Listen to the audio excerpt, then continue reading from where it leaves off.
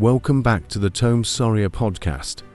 This is a new series by the Tom Sawyer team, where we come together to discuss captivating stories and share unique perspectives on life. If there's a topic you'd like us to explore, feel free to drop your suggestions in the comments below. Today, we're diving into the fascinating topic of the petrodollar. This term should be familiar to anyone with an interest in politics, economics, or finance. While it may seem like just a simple concept, the petrodollar has long symbolized the dominant global influence of the United States. Unlike bombs or missiles, which impact specific locations, the petrodollar exerts its power globally, touching every corner of the world where trade and commerce occur, whether through transactions of goods or services.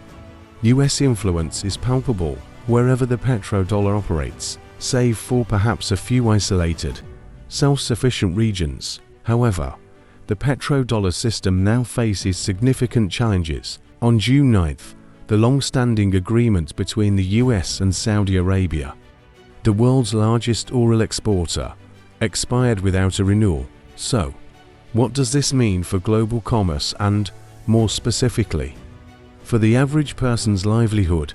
Let's unpack this complex issue.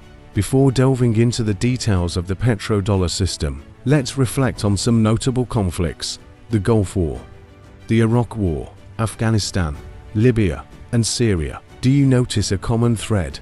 Yes, they all tie back to a single superpower, the United States. Well, World War II ended over 75 years ago, and much of the globe has since enjoyed relative peace. America has remained in a state of perpetual conflict through military aid, direct involvement, or by fueling uprisings. The US has consistently inserted itself into global turmoil. But why does America do this? Is it out of a noble desire to spread democracy? Or is it about profiting from arms sales? While those motives play a role, the true answer lies in the petrodollar. This system has been pivotal in establishing and maintaining US dominance. To understand its significance, let's first explore the underlying value of the US dollar, the worth of any currency, in what backs it. For example, the Vietnamese dong is essentially a promissory note, backed by assets such as gold or foreign currencies. Most countries maintain gold reserves to underpin their currencies, a system historically known as the gold standard. The US followed this system until 1971. After World War II, the Bretton Woods Agreement established the dollar as the world's reserve currency, pegged to gold at $35 per ounce. However, by the early 1970s, rising inflation and mounting debt from the Vietnam War strained the US economy, facing dwindling gold reserves as countries exchanged dollars for gold. President Nixon ended the dollar's gold convertibility in 1971. This abrupt shift, known as the Nixon shock, left the dollar unbacked by any tangible assets. The US then devised a new strategy to maintain the dollar's dominance, tying its value to oil. Unlike gold, oil is indispensable to global industry and everyday life. To ensure the dollar remains central to oil transactions, the US struck a deal with Saudi Arabia in the 1970s. Under this arrangement, Saudi Arabia agreed to sell oil exclusively in US dollars in exchange for military protection and political support. This agreement solidified the petrodollar system, compelling countries worldwide to hold dollars to buy oil. This system effectively created a continuous demand for the dollar, allowing the US to print money without triggering severe inflation. However, challenges to this system have emerged. Countries like Iraq and Libya, which sought to trade oil in currencies other than the dollar, face severe repercussions. Saddam Hussein's decision to accept euros for oil sales and Muammar Gaddafi's proposal for a gold-backed African currency both led to US-led military interventions under various pretexts. These examples illustrate the lengths to which the US will go to defend the petrodollar. But as Saudi Arabia hesitates to renew its agreement with the US, the future of this system is increasingly uncertain. If the petrodollar collapses, It could mark a turning point in global economic dynamics and American influence. Stay tuned as we continue to explore this intriguing topic and its implications for the world. Don't forget to share your thoughts and suggestions in the comments below. In 2011, Libyan leader Muammar Gaddafi proposed a groundbreaking idea: a new currency called the gold dinar. Intended as a pan-African currency, Gaddafi urged African and Muslim nations to unite and establish this currency to challenge the dominance of the US dollar. According to his vision, the African Union, a concept similar to the European Union, would only trade its oil and natural resources with countries that paid in gold dinars.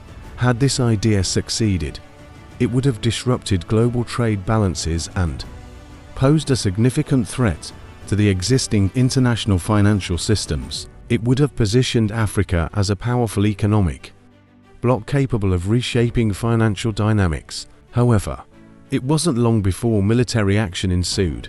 Within months, an international coalition led by the United States, the United Kingdom, and France launched an intervention under the guise of protecting civilians during Libya's civil unrest. Gaddafi's government was toppled, and the man himself met a gruesome end. The purported justification for the intervention was human rights violations and the need to establish democracy. Yet, many believe the true motive lay in eliminating the threat Gaddafi's gold dinar posed to the petrodollar system. After Gaddafi's fall, his vision for a unified African currency disappeared, and the US dollar's position remained secure. This pattern is no coincidence. Any nation that challenges the petrodollar system or threatens the dominance of the US dollar often faces severe consequences. This explains the sustained instability in regions with abundant natural resources, particularly oil, and the persistent presence of Western powers beyond oil. These conflicts also serve to remind other nations of the consequences of defying the established order. They demonstrate the lengths to which dominant global powers will go to maintain their influence. For instance, Iran, another resource-rich nation, has faced decades of sanctions and military threats due to its efforts to trade oil using currencies other than the dollar. Similarly, Venezuela's attempt to move away from the dollar by selling oil in alternative currencies has led to economic sanctions and isolation. These cases highlight a consistent strategy. If a nation attempts to break free from the petrodollar's grip, it risks economic and political turmoil or worse. It's important to note that the petrodollar isn't just about oil or trade. It's a cornerstone of American global dominance.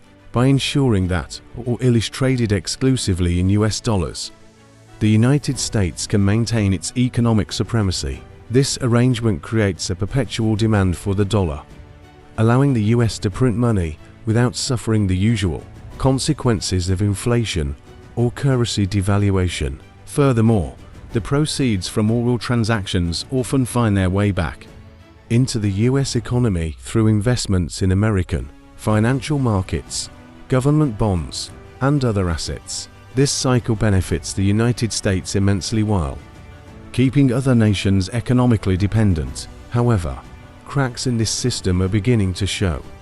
Some countries are growing weary of the dollar's dominance and the political strings attached to it. China and Russia, for example, have been actively working to reduce their reliance on the dollar in international trade.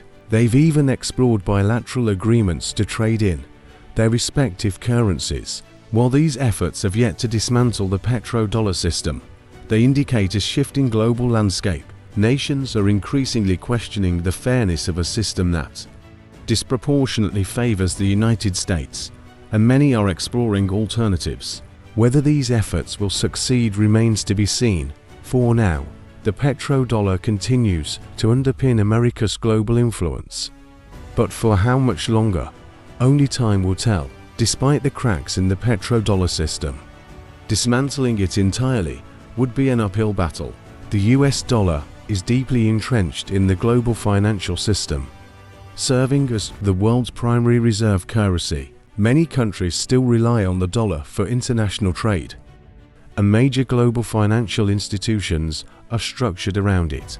Additionally, the military power of the United States acts as a formidable deterrent. The US has shown its willingness to use force or impose sanctions to protect its economic interests. This reality makes many nations hesitant to challenge the system outright, as the risks often outweigh the potential benefits. However, alternative strategies are gaining traction.